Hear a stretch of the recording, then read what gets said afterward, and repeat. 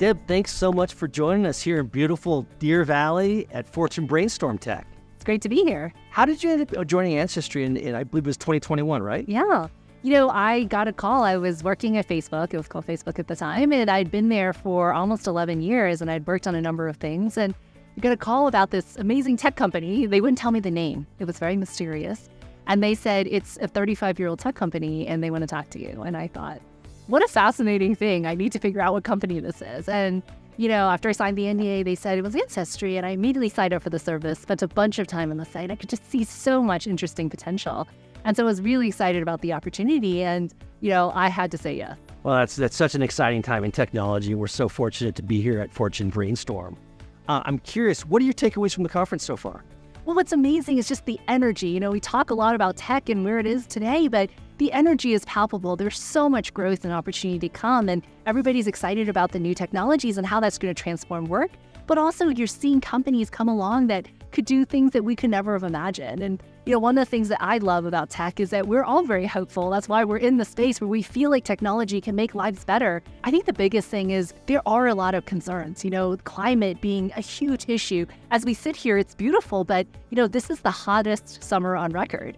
We need to think about that as a tech community. How are we going to confront that? We also need to wrestle with some of the challenges that are ahead, with generative AI. How do we actually make sure we do it ethically? How do we, make sure that we help people really see the potential, but also understand the difficulties that could arise as well? And so I think some of the takeaways is that we need to wrestle with these things as we look to the future. It's not just a green path, but we really need to understand some of the pitfalls along the way. Speaking about generative AI and the advent of ChatGPT, which we've all fiddled around with around the edges, but I'm curious, how is it impacting your company, specifically the Ancestry?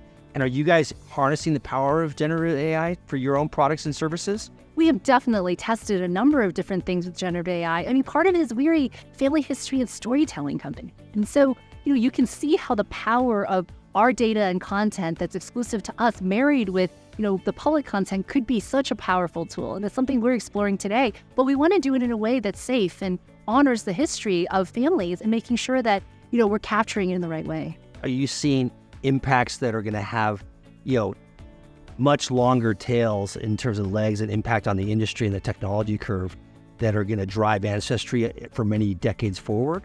Yeah, we talk about generative AI as AI just came along and it, we have been using AI for so long. Part of what we did for, we had invested for years on something we called handwriting recognition for our census records. So in 1940, so 70 years after, 1940, we were able to get access to the records.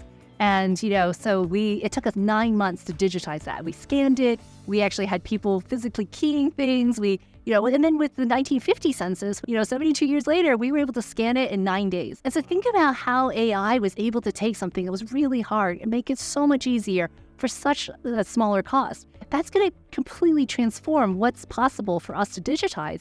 There are archives out there that can't be digitized or are very expensive to digitize and index that now are possible for us to do. Well, thanks so much for your time today, Deb. Any final closing thoughts you want to share with us? Well, I just think that, as we're sitting here in this beautiful environment, I think that tech has so much potential. And I know that it's easy to kind of say, hey, there's a lot of problems with tech, but think about the opportunities that we all have seen in the last 10, 20 years because of tech and where we can go in the next 20 and 30 years. And so I'm very excited about that future. Well, that's great. I know I've been around tech now for over 30 years.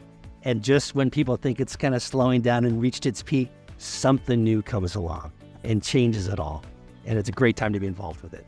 Yes. Thanks so much for joining us. Thank you.